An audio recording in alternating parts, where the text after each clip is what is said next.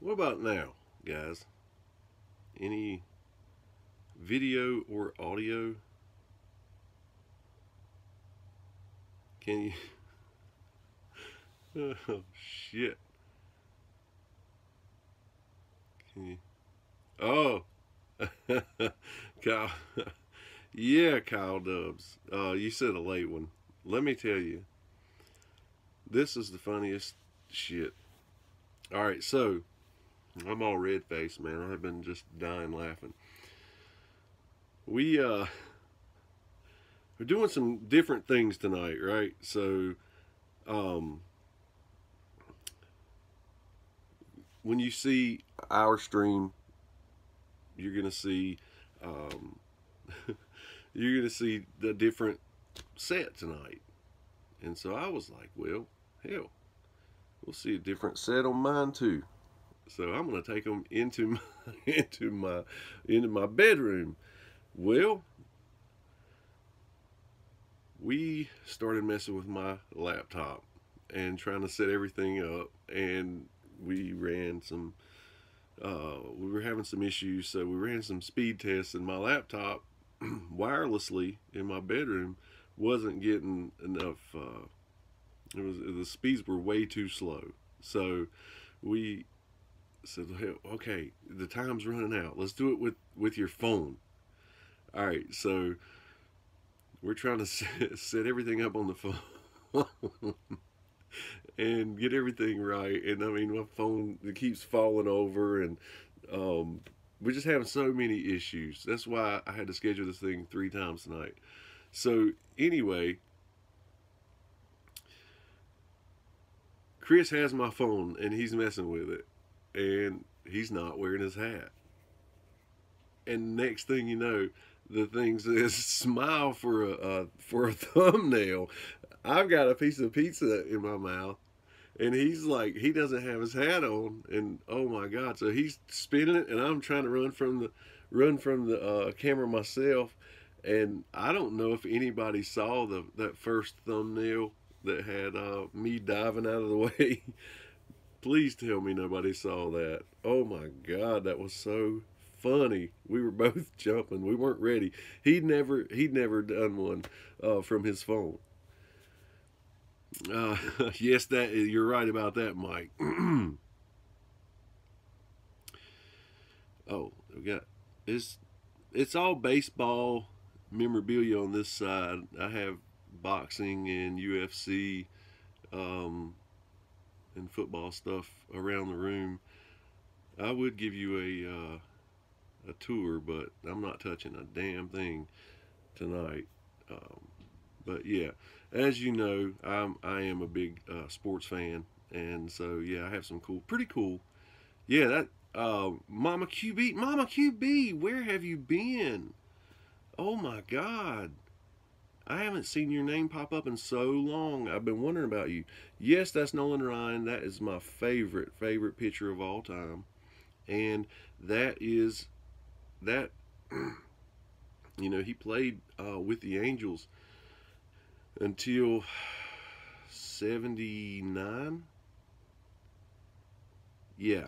And then he switched over to the Astros in 80.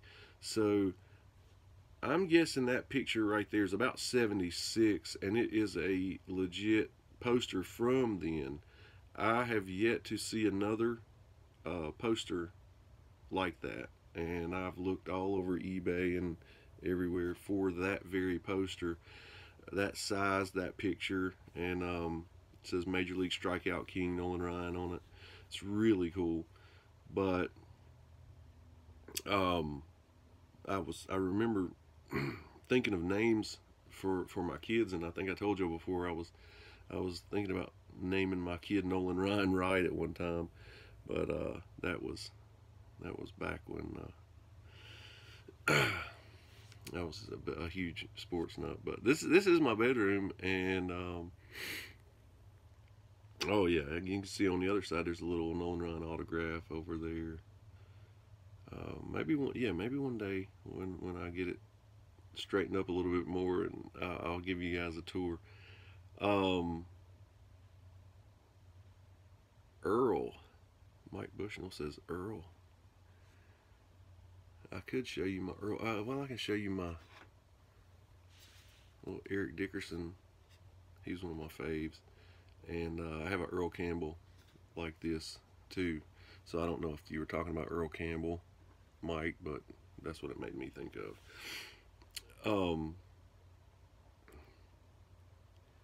Tanner, there just might be, brother. There just might be. How do you know that guy? Tanner, Tanner sent me some really cool stuff, man. Tanner's dad was a baseball player, and I liked him. It was back in the '80s, and through Tanner, I got some autographs from him. Really, really cool. And through Tanner, I found out that, and I've read up since then. I had no idea how good of a daggum golfer his dad was. I thought he was a good pitcher. But, dude, anyway, how is the volume on this? I'm actually curious about that, because we had mics set up. We had this set up so differently, and now, oh my God, I'm so embarrassed. So anyway, wow, what are we saying here? Linda says, no offense, you look a little rough. No, I am not offended. I actually told Chris that. Dude, I have my head has been so stopped up this weekend, and so it's like my eyes and everything are so freaking puffy. But the redness is just embarrassment and and then the laughter from everything falling to pieces on this. But I figure, I'll tell you guys a quick funny stories. Since we kind of got the sports theme going here, and I was gonna tell these on my other channel. I still may, because I think they need some editing and some pictures and stats and stuff to fall in, to drop in. But tell you, I've had two stories, two times in my life where I have met a sports hero of mine, and both ended very badly and scarred me. Let's see, the first one, grew up in a little town, North Carolina, where same town Dale Earnhardt is from, the NASCAR driver, 7-time champion NASCAR driver, I might add. And just so happened that one of my very best friends lived in a house behind the garage where Dale grew up, and he would still build his little short track cars in that garage. At the time I was young. I was probably 12, 13, maybe, something like that. And I'm telling you, I grew up with Dale being my hero, because he was my dad's hero. And I remember he was the 79 NASCAR Rookie of the Year, and then he turned around and won the championship in '80. And so that was really awesome feat. But my dad had this t-shirt that said 1979 NASCAR Rookie of the Year, Dale Earnhardt. And I used to wear it as pajamas, when you could put your dad's shirt on and they would be baggy on you. So I would wear it as pajamas, and just grew up liking Dale. Well, Dale Jr., who I had no idea was gonna get famous, he ended up, he would be over there sometimes when his dad was over there, and he would come back behind the garage into my friend's yard and play football and different things with us. And one day he mentioned that his dad was over there, and I'm like, your dad's there?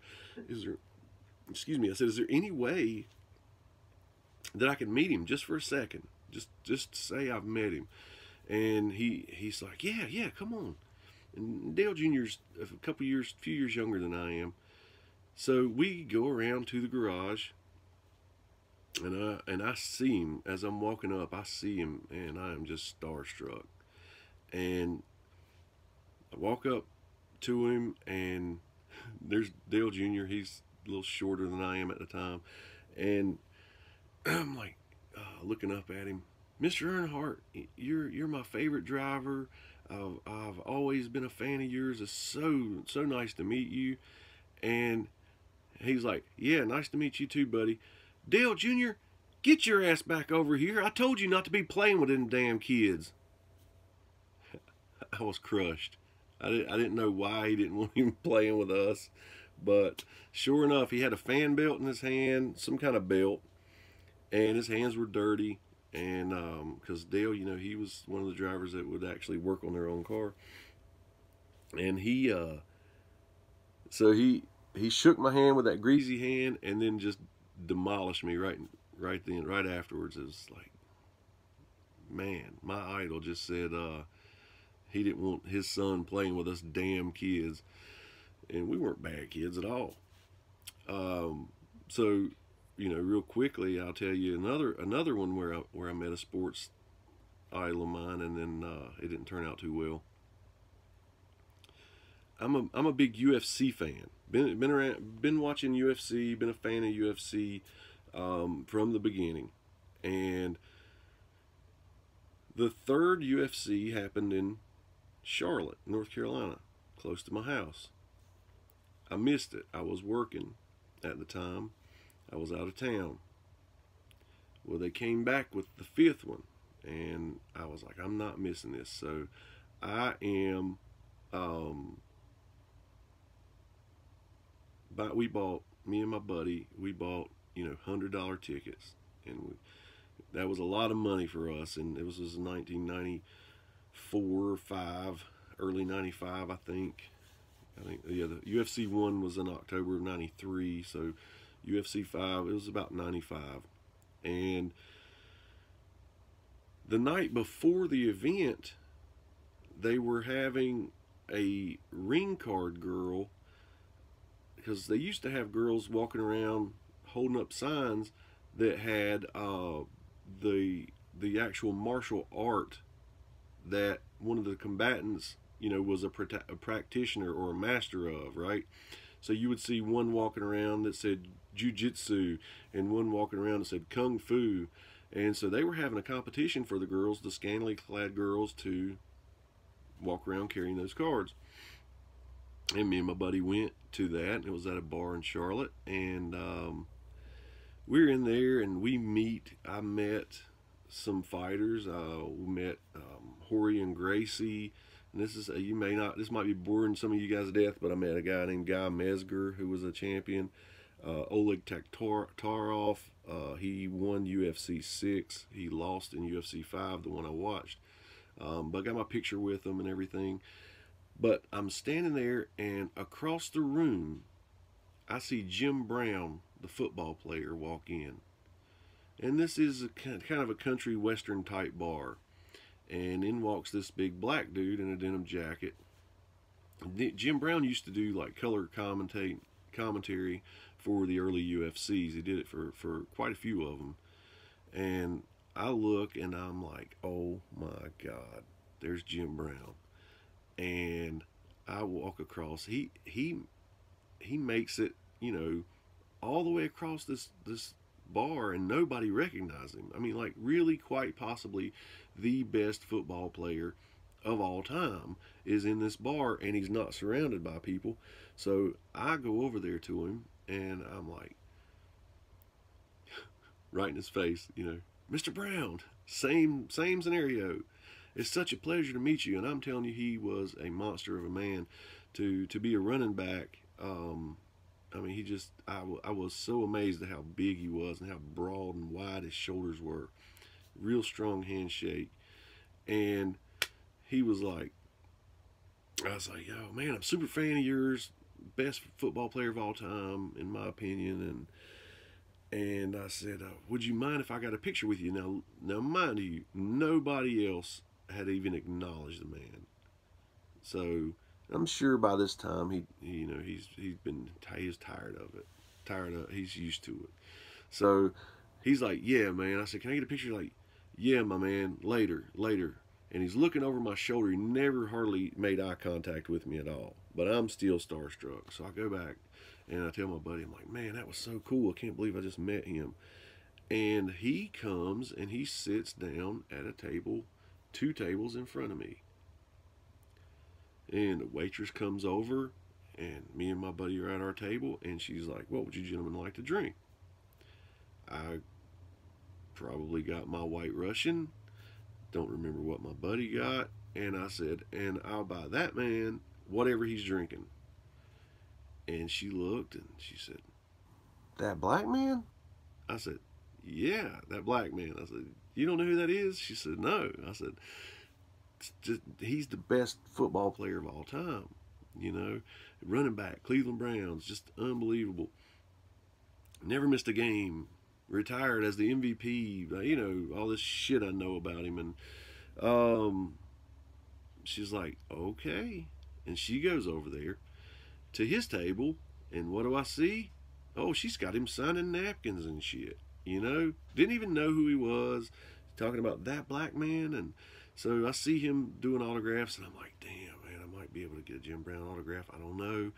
Maybe, you know, he'll see I bought him a drink.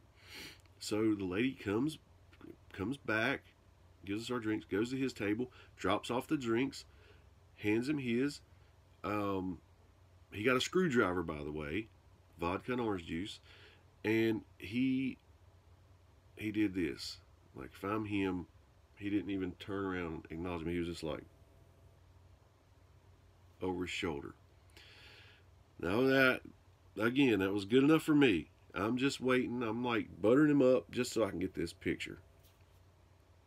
And so they have this ring card competition, and a lot of girls from local Hooters came and all this stuff and tried out for it, and everybody was yelling and hooting and hollering. And then this one redneck lady come walking across in her jeans. I guess she was there with her boyfriend and got pissed, and she came walking across topless, and had to get escorted out. But anyway, so I run up to him when I realize the thing's ending. I run up to him and I'm like, Mr. Brown, remember me? You know, you said we could get a picture. I would still love to get that picture if you've got a second before this is over. And he's like, where's the camera? And he turns and looks, and my buddy snaps the picture right when he's looking so pissed off. And I have my arm around him, and I'm just like cheesing like hell. But his picture, it looks like he could kill me, man. Yeah, he just, I don't know, man. It broke my heart.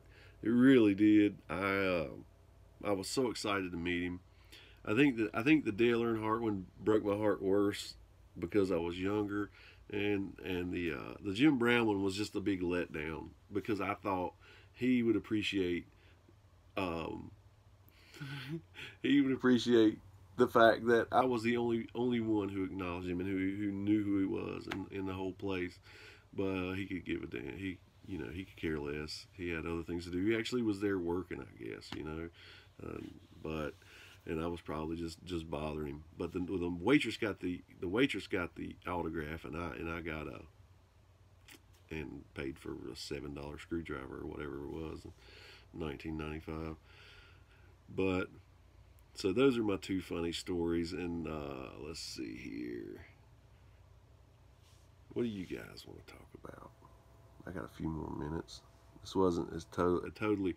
I thought I was screwing up so bad that I would have to come in here and do a 90 mile an hour video just because I missed you guys last week. And I have a couple more minutes here. I want to say this, and you heard it last week when Val streamed with us on Chris's channel. I did not meet Hickson there. I did meet Horian, and Hickson was not there. I met, like I said, Oleg Tiktarov, Guy Mesger. I met Mad Dog Anthony Macias, who the very next night he got suplexed by Dan Severn, who won the tournament twice, and that's on the highlight reel still to this day. But Guy Mesger, if you know who he is, he actually fought in UFC and Pride. He fought in UFC with a ponytail. I thought that was really cool. But Guy Mesger gave me and my friend 2 tickets to this show that we already had tickets for. So I gave those tickets to my dad and my sister, and they went. They were kind of nosebleeds for them, but nah. Guy Mesger was a really cool guy. He fought out of the Lion's Den with Ken Shamrock and Frank Shamrock and them. Did you give Mean Joe Green a Coke? Doc, I just showed that commercial to my son the other day. That's so funny you mentioned that. That is really funny. Thanks, Mean Joe. Yeah, Guy is from Dallas. That's right.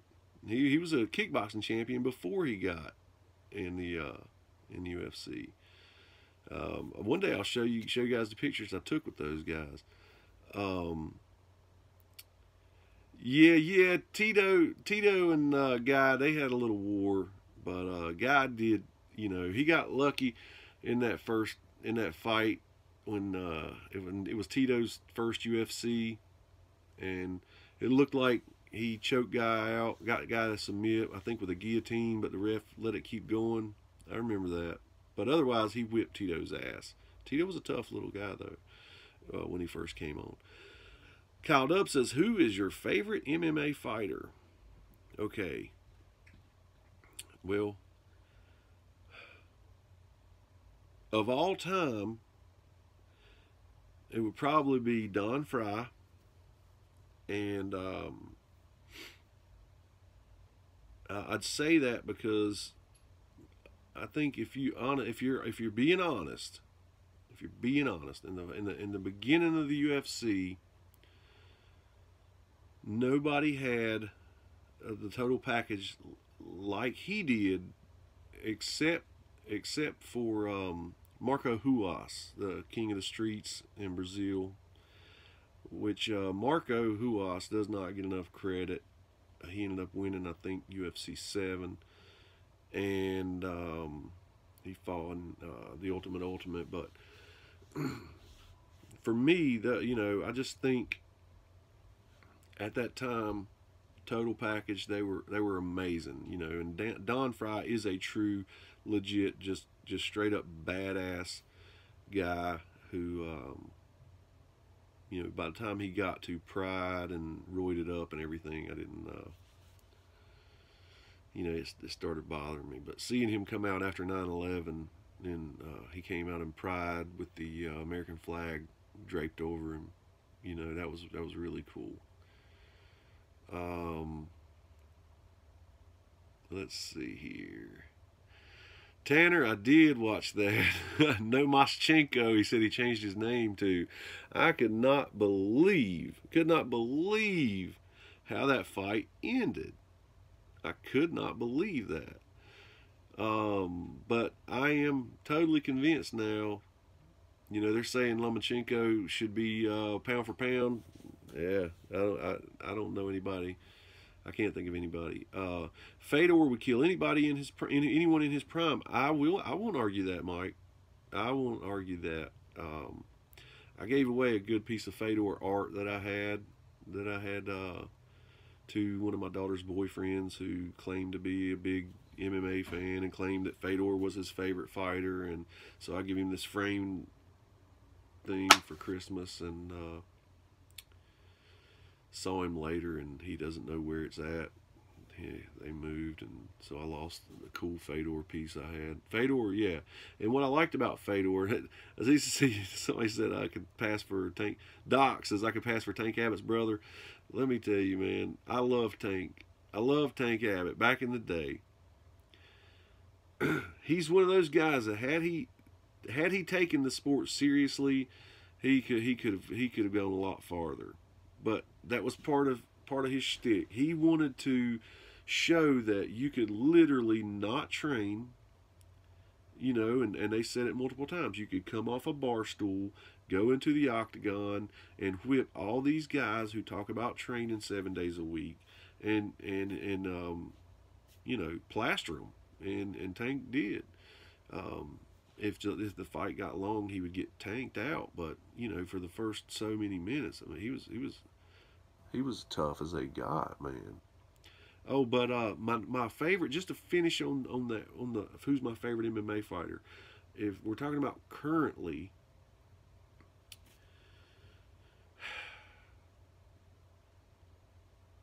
I want to mention another one that was one of my favorites of all time. It doesn't get a lot of credit. Is Josh Barnett. And if you know anything about MMA, Josh Barnett, he was something else.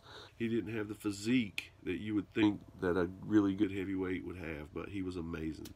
But currently, right now, I would say I am. I'm torn a little bit. I love Daniel Cormier. I mean, a lot. I think Daniel is just such a cool dude, a great fighter. And had he started earlier in his career, not that he's not even already great, but had he not done, wrestling in the Olympics and all that shit, he would have came up early. He would have been unbeatable. Still is almost, but hard not. It's hard not to say that John Jones is the best that's ever been. It's hard to say that he's just an asshole outside of the cage. Aaron Habib, thank you so very much, man. Thank you. That means the world to me, more than you know. Tanner, listen to you, dude. Kyle Dubs. Wait a minute, I've got some viewers that know some stuff here now. I mean, we could, dude. I need to really pump up my. I need to pump up my sports channel because I could sit and do this all day, man. You guys know some stuff. I see you using terms and stuff.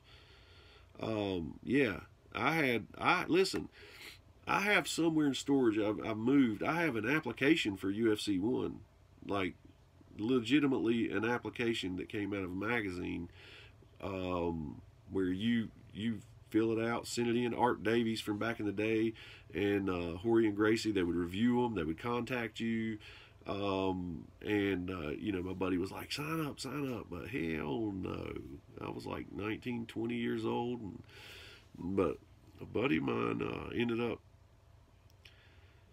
I have a friend who has trained in Elio Gracie's own personal gym. If you know who that is, that was Hoyce and Horian's and Hickson's dad. But anyway, that's another story. Kyle Dubs, dead on. In Pride, the worst thing, Vanderlei was unbeatable in Pride, and the worst thing he ever did was take that fight with Mark Hunt, who outweighed him by 100 pounds. I did not like that, but I like that aspect of MMA. Don't get me wrong, because it's supposed to, what used to be no holds barred. Now it's MMA, but back in the day it was no holds barred, and then there was no weight classes, and I did like that aspect of it. But you give me Vanderlei at 205 back in when he was fighting in Pride. I'd love to see that. Let's see. So, oh gosh, Sakuraba. Listen to you guys, man. What are you talking about? Boss Rutan, another old school, unbelievable guy. King of Pancrase. Let's see. I see that I have super chats, but I don't know how to view them on here. This is my first time doing this alone. Let me see, guys. I think I can click on it right here. Let's see, Aaron. It says, hi, James. Hi, Aaron. How are you?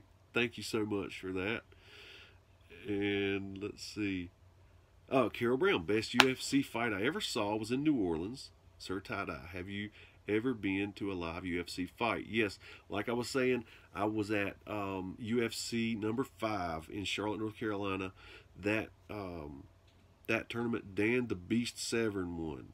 He looked, he's the one that everybody said looked like Freddie Mercury, but he was an awesome wrestler, professional amateur wrestler, and he came in and he was a big dude. Again, not a threatening physique, but he knew what he was doing. He couldn't strike well. You could tell he was just a grappler, but he dominated guys, dominated people like without even being able to really properly strike. And I have seen interviews where he said he could punch, but back in the day, he didn't want to break his hands or anything because it was a tournament style, and he wanted to assure that he got to the end, and he knew he could hold guys down. And well, like he did Tank Abbott, he held him down and just slapped the piss out of him, and Tank couldn't do shit. He just But anyway, I love you guys. Thanks for putting up with my stupid, you know, my ill-prepared self. But welcome to my bedroom. Hopefully you can see more of it, and I'm gonna try. You really gonna like the set that you're getting ready to see on Chris and I's stream coming up. Been doing some work, and it'll be a nice change of pace for everybody. I hope I'm looking in the lens. I feel like I'm looking all around, but I guess I just need to look, right into the actual lens piece on my phone. But dude, I've enjoyed this.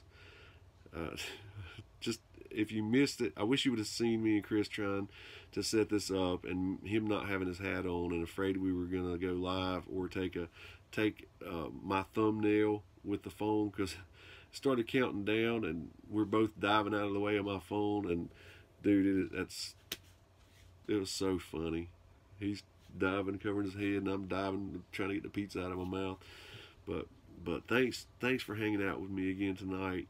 I missed y'all last week, and I'll see you guys in just a few minutes, okay? I don't know what to do now, so just bear with me while I figure out how to stop this damn thing. Alright. I don't know what to do. Hell, maybe somebody in the comments can tell me how to stop this. I don't know. Do I hit X? Let's see.